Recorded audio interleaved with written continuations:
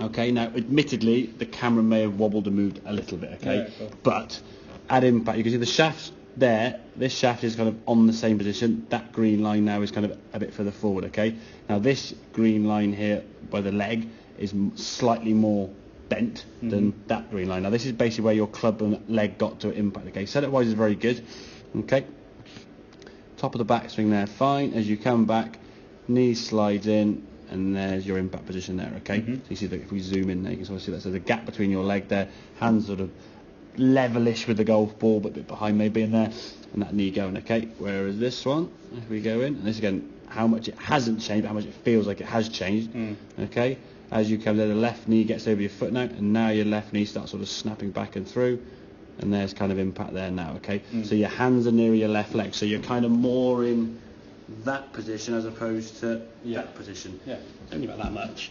Feels about this much, and that's the thing. And again, it does take a bit of time. At the moment, this is what happened. When you first made those first swings, that being rude, the shots were terrible for you. They weren't very good strikes. When you did hit the ball half they weren't going very far because you were thinking about making a move and you're trying to coordinate leg and hand and all these different positions to find out where the golf ball is, okay. Cut the swing to that impact bag and just getting a feeling of when you first did that sort of lift up hit, and then that's wrong.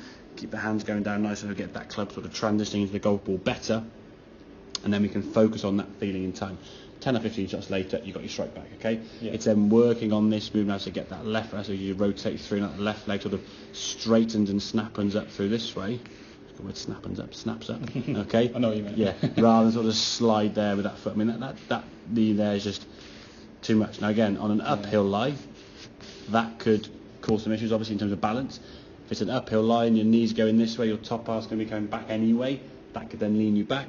Ball on your back foot, you pull it left. So the second on the Mac, the fifth on the Mac, so you pulled it left. And some varying different shots there. You might find the knee going left or right, whatever. And the ball flight then will be varied from shot to shot. And I think depending if there's a slope one way or the other, you didn't adjust them maybe. And what you'll find is when it's a perfectly flat lie, so these are pretty much flat lies here on the mat, any error will get noticed but not exaggerated. If it's an uphill lie, or the tee's facing in the wrong direction, like on some par threes, or you're from the angle on the fairway from one side to the other, or there's all these other variables that go into the game of golf, the variation to that knee movement, the hand position, it gets exaggerated. And enough to just play with your mind on the golf course. If your first two or three go left, and you just played military golf, left, right, left, right, left, right, left, right, left, right. And because you were missing a few greens left, and you missed a few greens right, and then a few greens left and a few greens right, and you didn't know where you were going.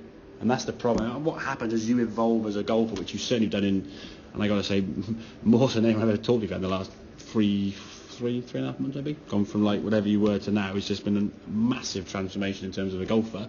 But there's still obviously work to keep doing with that to get to single figures now. To me, it doesn't seem like that far off as daft as it may sound. If I said to you when you were 24, 25 playing with your mates through the mid 90s, and I said, oh, you'd be shooting somewhere around sort of the mid to low 80s, you look at me as if I was probably cuckoo land. And I'll be honest with you, I probably thought, well, that's a bit exaggerated a bit. But proof's in the pudding, and to be fair to you, you've put the effort. I've seen you up here practicing quite a lot, and you play a lot of golf, and you go out there and play, and you put the time and the work in, and you're kind of reaping the rewards, which is great. But it's just sort of just tightening up that swing a little bit, just to eliminate any exaggerated variables. So when you're not quite on, whereas you shot 19 over par on Sunday or Saturday, it was.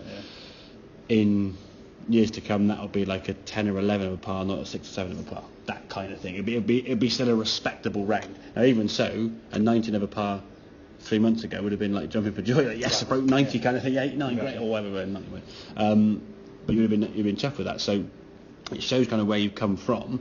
But I think for me, just tighten up that lower half, especially when you're playing on uneven lies. If your lower half is doing things it doesn't really want to be doing, your balance will be affected, which will affect your top half, obviously. And your top half is where the club's going to be swung from. Your hands and arms and shoulders swing that golf club. If your lower half breaks down, the foundations of your golf swing have gone. You're then trying to fight now to try and stay balanced while trying to control the golf club at 70, 80 plus mile an hour with your irons.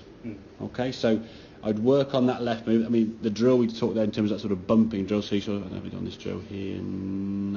So there would be your backswing. So just kind of, just that there, get to the hitting position now and just feel that the hands sort of getting nice and low, and that left hand then sort of pulls up out the way. So if we look at that there now, this is quite a good one actually.